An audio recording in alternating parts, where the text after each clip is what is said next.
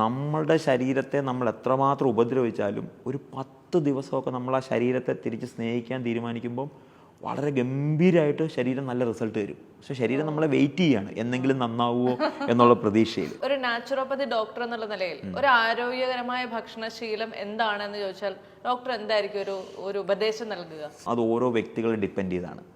എൻ്റെ ഹോസ്പിറ്റലിൽ 10 പേര് കിടക്കുമ്പോൾ 10 ബ്രേക്ക്ഫാസ്റ്റും 10 ലഞ്ചും 10 ഡിന്നറുമാണ്. കാരണം ഓരോ വ്യക്തികൾക്കും വേണ്ട സംഭവങ്ങൾ വ്യത്യസ്തമാണ്. പക്ഷെ അപ്പോഴും ഒരു സംശയം ഞാൻ പറയട്ടെ, ഒരു കുടുംബത്തിൽ 4 പേരുണ്ട്, 4 പേർക്ക് 4 തരം ഭക്ഷണം എന്ന് ഇല്ല, വേണ്ട. ഐഡിയലി നമ്മൾ ഈ സംഭവങ്ങൾ എപ്പോൾ വരുന്ന എവിടെയാണ്? നമ്മൾ പ്രശ്നങ്ങൾ തുടങ്ങുമ്പോഴാണ്, നമ്മളുടെ ഇഷ്യൂസ് തുടങ്ങുമ്പോഴാണ് ഇത് വരുന്നത്. അല്ലെങ്കിൽ നമ്മളുടെ മലയാളിയുടെ ആഹാരമൊക്കെ നല്ല ആഹാരമാണ്. പുളിപ്പിച്ച ആഹാരം കഴിക്കാതിരിക്കുക, അതും എല്ലാ ദിവസവും കഴിക്കരുതെന്നാണ്. മനസ്സിലായില്ലേ? പുട്ട് നല്ലതാണ്, പുട്ട് പ്രശ്നമല്ല. പക്ഷെ പുട്ടിൻ്റെ കൂടെ പഴം കഴിക്കുന്നതാണ് പ്രശ്നം. മനസ്സിലായോ? അപ്പോൾ നമുക്ക് പഴങ്ങൾ കഴിക്കാം. പഴം ഒരു ടൈം മീലായിട്ട് കഴിക്കാം. ഡയബറ്റിക് ഉള്ളവർക്ക് പോലും പഴങ്ങൾ കഴിക്കാം. 1 ഗ്രാം അരിയിൽ 80% മേളിലും ഗോതമ്പിന് 70% മേളിലൊക്കെ കാർബുള്ളപ്പം എല്ലാ പഴങ്ങൾക്കും 40% 30% താഴെ കാർബുള്ളൂ. പക്ഷേ എവിടെയാണ് പ്രശ്നം എന്ന് വെച്ചാൽ, ഈ പഴം ഒരിക്കലും ഒരു ഡെസേർട്ടോ ഒരു കറിയോ ഒരു സ്റ്റാർട്ടറോ അല്ല. പഴം അല്ലെങ്കിൽ ഫ്രൂട്ട്സ് ഇറ്റ്സ് എ മീൽ. ഒരു സമയത്തെ ആഹാരമായിട്ട് നമുക്ക് ഫ്രൂട്ട്സ് കൺസിഡർ ചെയ്യാൻ പറ്റുമെങ്കിൽ ഹെൽത്തി വേ ആണ്. നമുക്കെന്താ പറ്റുന്നത്? ഒന്നെങ്കിൽ നമ്മൾ ആഹാരം കഴിക്കുന്നതിന് മുന്നേ കുറച്ച് ഫ്രൂട്ട്സ് കഴിക്കും, അല്ലെങ്കിൽ ആഹാരം കഴിക്കുന്നതിന് ഇടയ്ക്ക് നമ്മൾ ഫ്രൂട്ട്സ് കഴിക്കും. അല്ലെങ്കിൽ പുട്ടും പഴവും കൂടെ കഴിച്ചാൽ എന്താ സംഭവിക്കുക? അല്ല, പുട്ടും പഴം ഒരു ഐഡിയൽ വേ അല്ല. അത് കഴിച്ച ഉടനെ നിങ്ങൾക്ക് എന്തെങ്കിലും സംഭവിക്കുന്നതല്ല. നിങ്ങൾ നേരത്തെ ചോദിച്ചില്ല ഐഡിയൽ അല്ലെങ്കിൽ ഒരു ഹെൽത്തി വേ ആണെന്ന് വെച്ചാൽ അല്ല.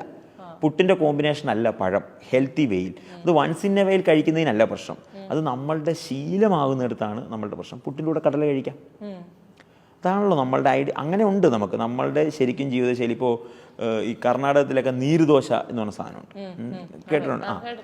നീർദോശ എന്ന് പറഞ്ഞാൽ എന്താണ്? ഭയങ്കര ഐഡിയലാണ്. കാരണം അത് പുളിപ്പിക്കുന്നില്ല, അരയ്ക്കുന്നു, അപ്പം തന്നെ ദോശ ഉണ്ടാക്കുന്നു. ഇത് പുളിപ്പിക്കുമ്പോഴാണ് അഗെയിൻ ഫെർമെൻറ്റ് ചെയ്യുമ്പോഴാണ് നമുക്ക് പ്രശ്നം ഉണ്ടാകുന്നത്. ഇത് നമ്മൾ അഗെയിൻ പ്രശ്നം ഉണ്ടാവുക എന്ന് പറഞ്ഞാൽ വിചാരിക്കുന്നത് പോലെ ലൈഫ് ത്രെട്ടണിങ് ആയ ക്യാൻസറോ അല്ലെങ്കിൽ അങ്ങനെ പെട്ടെന്നൊരു ദിവസം വരുന്നല്ല. മറിച്ച് നമ്മളുടെ ജീവിതശൈലിയിൽ ചെറുതും വലുതുമായ പ്രശ്നങ്ങളിലേക്ക് നമ്മൾ വരും. ഇപ്പോൾ നമ്മളുടെ ഹോസ്പിറ്റലിൽ വെൽനെസ്സിന് വേണ്ടി ആൾക്കാർ വരും, സുഖചികിത്സയ്ക്ക് വേണ്ടി ആൾക്കാർ വരും, രോഗങ്ങൾക്ക് വേണ്ടി ആൾക്കാർ വരും. അപ്പോൾ ഈ സുഖചികിത്സയ്ക്ക് വരുന്ന ആൾക്കാരുണ്ടല്ലോ, അപ്പോൾ അവർ വന്നിട്ട് എന്തെങ്കിലും ചോദിക്കും, സാറിന് എന്തെങ്കിലും പ്രശ്നമുണ്ടോ? ഇല്ല, എനിക്കൊരു പ്രശ്നമില്ല, ഞാൻ ജസ്റ്റ് ഒന്ന് തിരുമാൻ വേണ്ടി വന്ന ഒരു 7 ദിവസം തിരുമ്മി. അപ്പോൾ നമ്മൾ ചോദിക്കും, സാറിൻ്റെ ഉറക്കമൊക്കെ എങ്ങനെയുണ്ട്? ഉറക്കം കുറച്ച് ദിവസമായിട്ട് പ്രശ്നമാണ് എന്ന് പറയും. അപ്പോൾ സാറിന് ഗ്യാസിന് എന്തെങ്കിലും പ്രശ്നമുണ്ടോ? ആ, ഗ്യാസിൻ്റെ പ്രശ്നമുണ്ട്. അപ്പോൾ ഇതൊന്നും പ്രശ്നമല്ല സാധാരണ ജനങ്ങൾക്ക്. മനസ്സിലായില്ലേ? ഉറക്കം ഡിസ്റ്റർബ്ഡ് ആണെങ്കിൽ അത് സംഭവിക്കേണ്ടതാണ് എന്നാണ്. അല്ലെങ്കിൽ ഗ്യാസ്ട്രൈറ്റിസ് ഉണ്ടെങ്കിൽ അതിനെന്താ, ഗ്യാസ് നമുക്ക് എല്ലാവർക്കും വരുന്നതല്ലേ എന്നാണ്. ഇതൊന്നും അങ്ങനെ എല്ലാവർക്കും വരുന്നതല്ല. ഇത് ഓരോ പ്രശ്നങ്ങളാണ്. നാച്ചുറോപ്പതിയെ സംബന്ധിച്ചിടത്തോളം നമ്മൾ രോഗങ്ങളിലല്ല നമ്മളുടെ കോൺസെൻട്രേഷൻ, മറിച്ച് നിങ്ങളുടെ ആരോഗ്യത്തിലാണ്.